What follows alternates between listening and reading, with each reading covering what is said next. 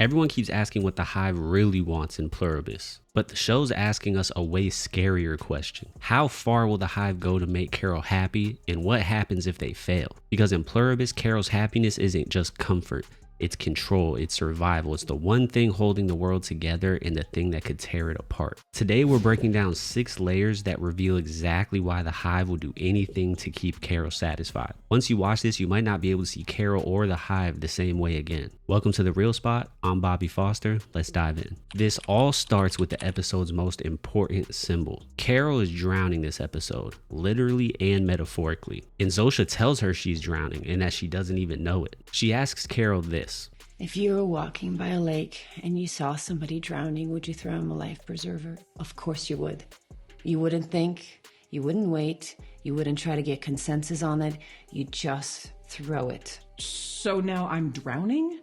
You just don't know it. Insinuating that compared to the hive mind, humanity is drowning. But there's more to this drowning metaphor than you think. The cold open shows Helen and Carol in a hotel made of solid ice, no pun intended. And we've also seen in multiple scenes how Helen has been Carol's rock, keeping her steady, keeping her calm, keeping her frozen from spiraling. When Helen died, that ice melted and Carol's life melted, and she began to sink into grief, alcoholism, and instability. The more unstable Carol is, the more danger the hive is in, but also the more danger she's in, which the hive does not want. Because every time she loses control of her anger, she sends shockwaves throughout the hive mind, and in the process ends up killing millions of people. So instead of drowning in this water, Carol needs to learn how to be like water, calm, adaptive, peaceful. But be honest, did you catch how this episode was really centered around water? And what do you think it could mean? But drowning is only the first clue. The second's even more dangerous. Carol has the world at her fingertips and the hive cannot tell her no. That dynamic is terrible for any person, but for an addict like Carol,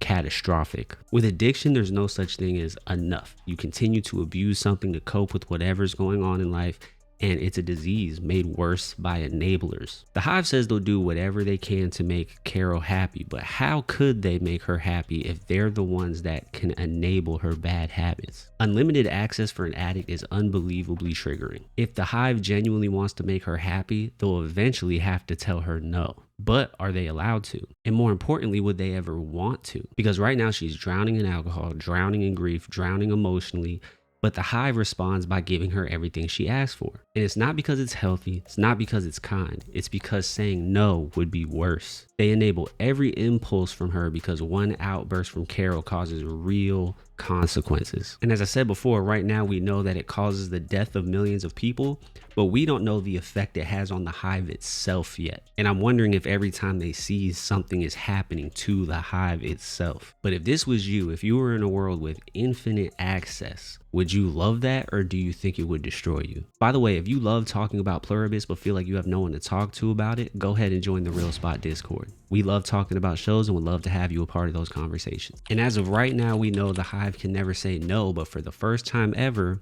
we've seen the hive actually slip up. The grenade scene is the beginning of the first crack in this illusion. Carol sarcastically asks for a grenade in passing, and then Zosha actually ends up bringing her one. Carol thinks it's fake, she pulls the pin, and then Zosha has to throw it out the window and she still ends up getting hurt. But why would Carol think the grenade is fake? It shows that she doesn't believe that the hive has genuine intentions to just make her happy. But that's who Carol is as a person. She's cautious, but she also thinks the worst of people. She always thinks the shoe is about to drop and that something terrible is going to happen. So why would she believe that the hive would give her whatever she wants with no strings attached? Or on the flip side of that, she could be thinking the opposite and be confused as to why the hive, if they really want her to be happy, would give her an actual bomb where she could hurt herself. Which one do you think is more likely? But to challenge the boundaries of the hive later on, Carol asks, would you give me an atom bomb? What about an atom bomb? And then we see the hive hesitate, and that hesitation tells us everything. There is a line that the hive sees, but they physically can't stop her from crossing it. Because after that short hesitation, the hive still answers yes, that they'll do it even though they wouldn't want to. Ultimately, yes.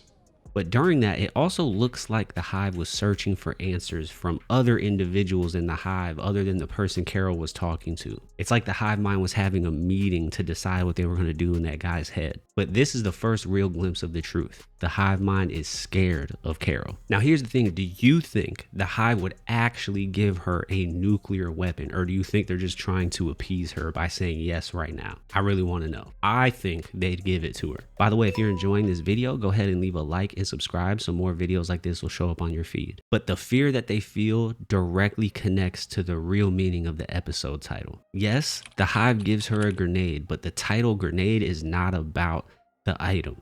It's about Carol herself. Carol goes from detonating a small explosive to hypothetically talking about having a gigantic explosive of a nuclear weapon. But this isn't random, this is foreshadowing. Because the grenade is just a symbol for Carol, and like we've talked about, Carol is an addict and she's spiraling. We've already seen that her anger, her grenade, has cost the lives of millions. But in the grand scheme of things, that's just a small percentage of the population. What happens when her grenade turns into an emotional atom bomb? How many people would that kill? One outburst could probably kill billions. Then we have to wonder who the real villain of the show is. Is it this virus that's infecting the whole world but trying to bring peace at the cost of individuality and autonomy?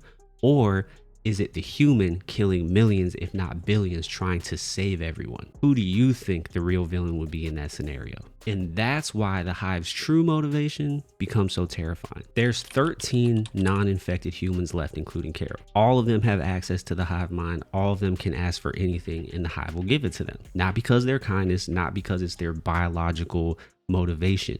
The real motivation is to infect every human, as they've been saying. How long do I have left before you turn me into a worker bee? It could be as soon as a couple weeks, or it could take months or longer. Regardless, sooner or later, I'm fucked. Sorry, Carol. We have a biological imperative.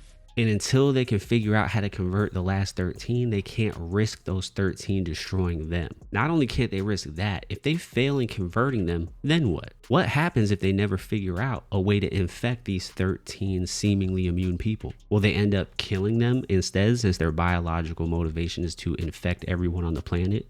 Even though right now they're saying they can't kill anything that's alive? Would that change? Or would they just continue trying to make them happy forever? Just trying to keep them content so nothing happens to the hive? Like we said, Carol's temper could kill millions, billions. So all these favors they're doing, it's not caretaking, it's containment. They're just keeping her in a nice prison, serving her so nothing bad happens to them. And the final twist is the most ironic part of all. When Carol goes to the grocery store and sees the whole thing is empty, she calls Zosha and tells her that she likes her independence and just wants the store back. And afterward, there's a wild sequence where the hive comes and they refill the whole store so Carol can shop there, even though it's completely unnecessary because Carol could have just asked for whatever she wanted from the hive. But she doesn't want to rely on them. She wants to do things herself. And the store represents a couple things to her. One, it represents the old world and a return to normalcy, but it also symbolizes this illusion the hive is creating for Carol. This illusion of independence, this illusion of freedom, when in reality, they control her entire existence. The show is really showing the opposite of independence. She has to call the hive multiple times to handle things, from the store to turning the power on and more. She relies on them for food, utilities, everything, even burying Helen. She cannot function without them. And yet she still thinks that she has this sense of independence away from the hive. But here's the truth. Carol has never been independent. She's always relied on someone to keep her head above water. Before the hive, it was Helen. Helen even said this. Oh, come on. This is completely your bag. You love feeling bad. And so it's funny that the hive wants to do whatever they can to make Carol happy, but Carol doesn't want to be happy. She loves misery. And the reality is none of us are independent. We all rely on others, whether we want to or not. So the question is, will Carol end up being open to relying on the hive? Or will she continue to deny reality that she can do all this on her own? They both need each other to survive right now. But if you see this differently, let me know your take. I'm curious. So here's what the show is actually saying. The hive is not trying to make Carol happy because they value her. They're doing it because she's the only thing in the world that can kill them and stop their biological motivation to infect every human on Earth. Her happiness isn't emotional, it's existential. And on top of that, them trying to make her happy is only going to lead her to spiral more. And once you see that, the whole show changes. So maybe the real question isn't how far will the hive go to make Carol happy? It's will the Hive's need for Carol to be happy end up destroying her and destroying themselves? At one point, they'll say yes to something that's meant to stabilize Carol, but it'll end up sending her further into chaos. And what happens then? If I missed something that you caught, drop it in the comments. And if you want to have a deeper conversation about this, go ahead and join the Real Spot Discord. Until next time, I'll see you.